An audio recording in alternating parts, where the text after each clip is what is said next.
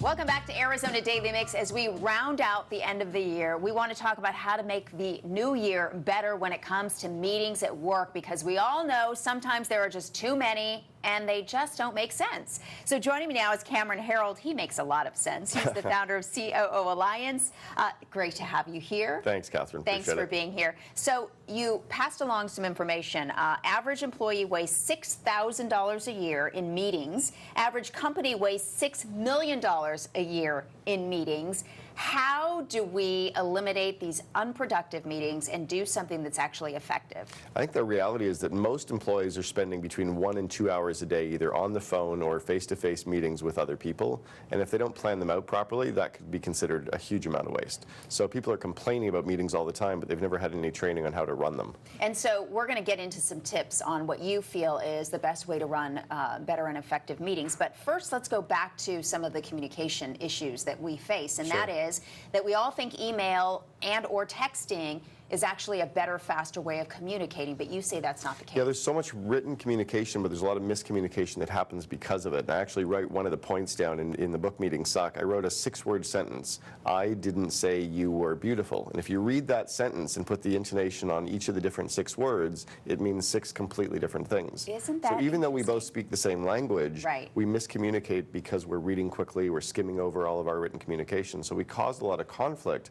because we're not reading it clearly. Okay, so very important to just make sure you have that face-to-face communication when possible. So going back to then making those meetings more effective, you have top 5 tips that you write about in your book. Let's start with a couple of them. The option to opt out of a meeting. You think that that's a great thing for employees. I think it's a wonderful idea. Yeah. How does that work? You know, every company only has 3 resources. We have our people, we have our time, and we have our money. And we have to really get the best ROI off that. So if people think that they have a better project to be working on than showing up at a meeting they know they're not going to participate in, let them sit at their desk and do their work. So allow them to opt out and say, you know what, I've got 3 other projects I'd rather be focused on. That should be a good thing. And we also shouldn't be inviting everybody in just saying, oh, we're going to hurt their feelings. We're actually hurting their feelings by inviting them to a meeting that they're not going to be able to contribute to. We're actually helping them by saying, you know what, we're not inviting you because we know you've got better projects to focus on. So kind of removing that whole kumbaya group hug and focusing people. Love that. Okay, and the other one is end early, start on time. It seems like a no-brainer. Yeah, every meeting has to stop 5 minutes early, and that gives you enough time to walk down the hall, talk to your assistant, get a cup of coffee, go to the bathroom, and be sitting at the desk or sitting in the next meeting or on the phone call starting exactly on time. And treat it like an Olympic sport. If you're an Olympic swimmer showing up for a 9 o'clock swim race, you wouldn't come running out onto the pool deck going, oh, I'm here right at 9 o'clock. You'd be late.